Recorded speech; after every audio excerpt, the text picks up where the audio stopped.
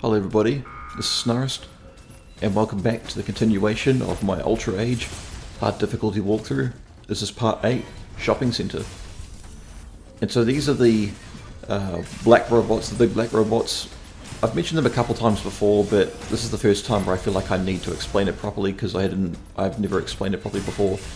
You know, the attack he does where he dodges to the side and then punches forward, you can be ready for a lot of his attacks pretty easily just because, well, you can dodge pretty much any time in the middle of any combo, so you don't really need to worry so much.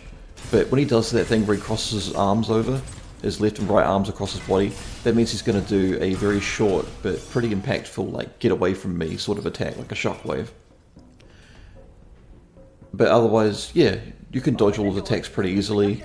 They're mostly pretty easily readable, but because he's quite aggressive compared to a lot of the other robots, you can just bring up the Claymore and use the parry function to deal with them pretty easily. Because from this point on, when you're dealing with the robots, the Claymore is always the go-to, and you'll always have plenty of those swords available. So in this area here, up those stairs, is a crystal module off to your right. If you could find something good out of it, great, but I didn't. And you seem to move into the center area there, where you'll be fighting one of the bigger automatons. It's not really a boss, it's more of a mini-boss, but they give it a lot of sort of grandiose. But these are the hammer robots, and these are very easy to predict. Their attacks do a ton of damage, but you don't need to worry about them too much because they're very easy to predict, and our parry has like 2 seconds of protection that we can use against them. And you just saw before my critical rage activated and I filled in the gaps for all my other health that I was missing. I probably could have run back from the previous encounter and gone back to the terminal station where we can buy our upgrades and more moves and everything, just to get that little bit of health back and save the critical rage, but I figured why not? Because I didn't even notice this at the time, but now that our critical rage is empty, as we fight a few more enemies going forward, I want you to pay attention down in the bottom left to that diagonal for the critical rage, where it kind of looks like that circular sort of device thing there, the glove symbol I think it is. And you'll see how quickly it fills up once we start smacking the enemies.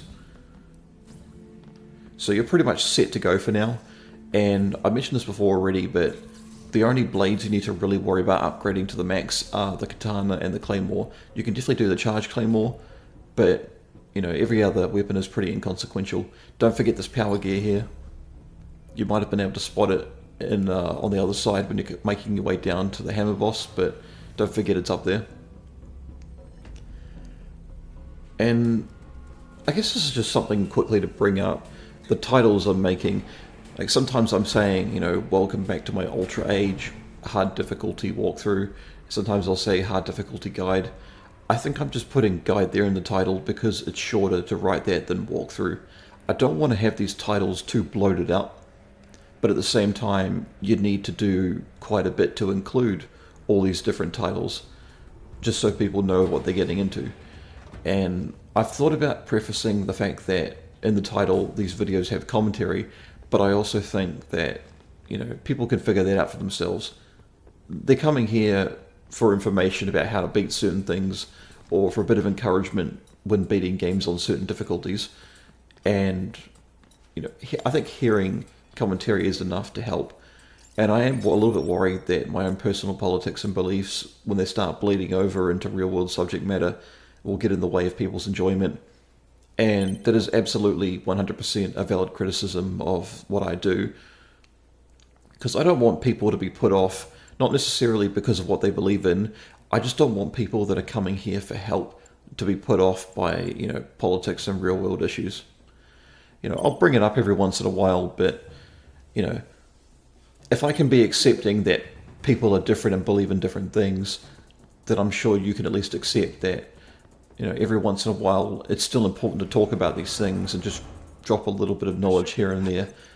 Because, in a way, this is a lot like me showing you guys how to beat a game or how to conquer a game and do well at it, but also just shooting the shit, talking about random stuff, talking about life.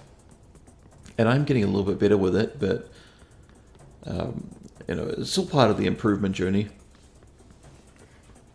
I'm still pretty happy that I've managed to accumulate 1,000 views with all the videos I've made so far. You know, the journey of 1,000 miles begins with a single step, and this is my first step. You know, I'm very happy that my God of War 3 walkthrough has popped off.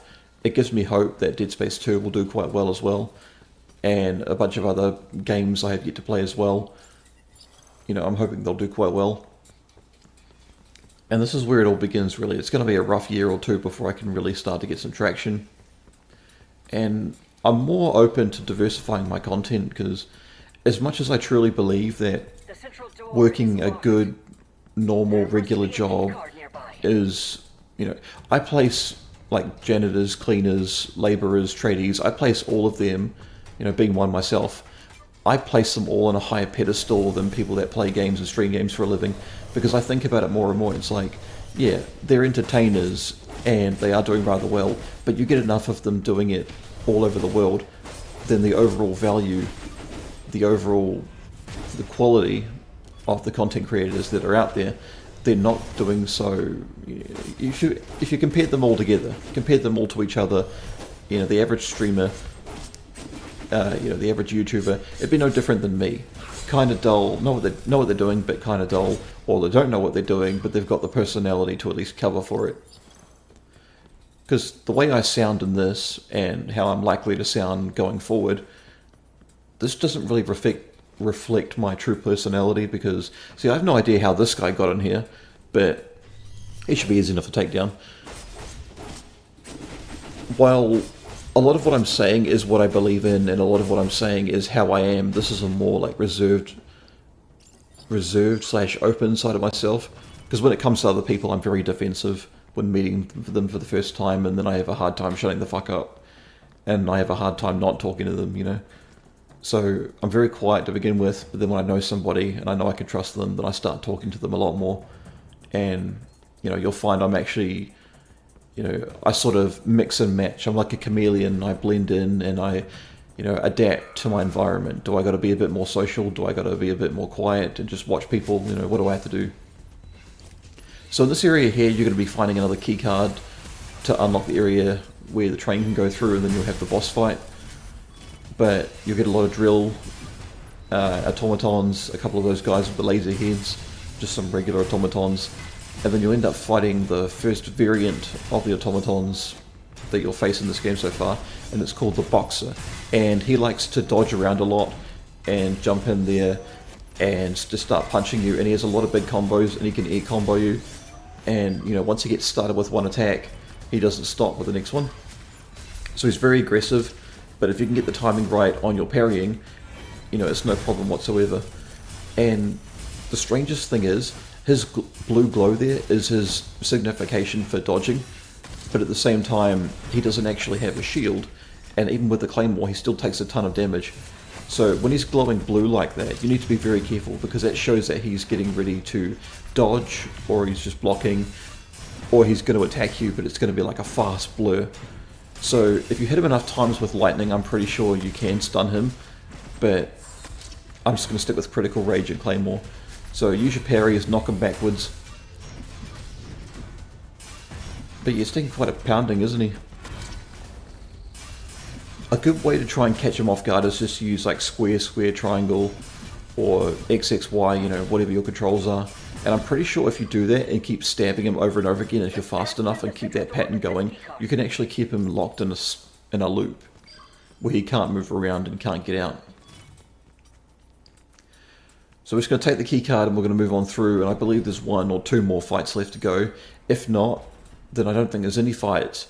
But I get to the end of the section here and I make a mistake, because I went to a control tower that you're supposed to go to as part of the objective, but I went there first, and it put me into a cutscene and then reset me back at the train station, where I'm supposed to move on through to the area with, you know, in the train yard, and then you get the boss fight against this area's boss. But I missed a power gear, and it's behind the containers, just off to the side, and that was what I missed. And so I had to run back through the level, and I'm pretty sure I speed it up, but I don't mute the footage so it sounds slightly squeaky, but luckily there's no dialogue, so it's not really a big deal. So you see this here? This here is the objective. Don't go towards the tower with the ladder. Move to the left and jump over those containers. See, I was going to check there before, but I made the mistake of going to the ladder first. And so it's going to lock me in a cutscene. It's going to put me back to the train station. And so before I go ahead and make any purchases of my gear and stuff, I'm going to speed up the footage and I'm going to run back to where I was going to before. So you need to head off out onto the balcony to the left, but I'm going to take the right instead. I realised I've made the wrong turn because this takes me down into the lower levels. So I'm going to go back out. I'm going to go back down to those trains. I'm going to go around the corner and I'm going to follow it on through, go through the shopping centre again. I'm going to go out the exit door and I'm going to jump over those containers. I'm going to find that lost power gear and then I'm going to make my way back to the start of the level with the train station. I'm going to make a few final purchases and then I'll show you guys the boss, of which I could have been a little bit faster on, but I kept making mistakes and so it takes maybe a minute or so longer than it should. So yeah, over here. Just to save yourself time, don't forget it before you go to the ladder. And so you'll start to see this style of speeding up the footage more frequently in the next area because it's called Sector 7 and it's basically a massive desert, but there's a few different places you can go to where there are enemies to fight and some loot to collect as well. And while it's mostly not loot, you'll still find plenty of enemies, and Sector 7 is where you start finding a lot of enemies. They have a lot of crystals, and when they got a lot of crystals, well, you can start making a lot of purchases. So right now my gloves are fully maxed out. I'm going to add the fourth socket, but it doesn't really do much good, and it won't do much good for a while. I've got everything in the pocket energy, the critical rage, and the item pull upgraded to the max, but I don't have anything upgraded for the time shift, at least not till the end of the game. And I don't have many crystals left, so I decided to put it into the claymore. I know the katana is going to be more useful against this boss coming up than any other weapon, but, I'll explain more when I get there. You guys take care now.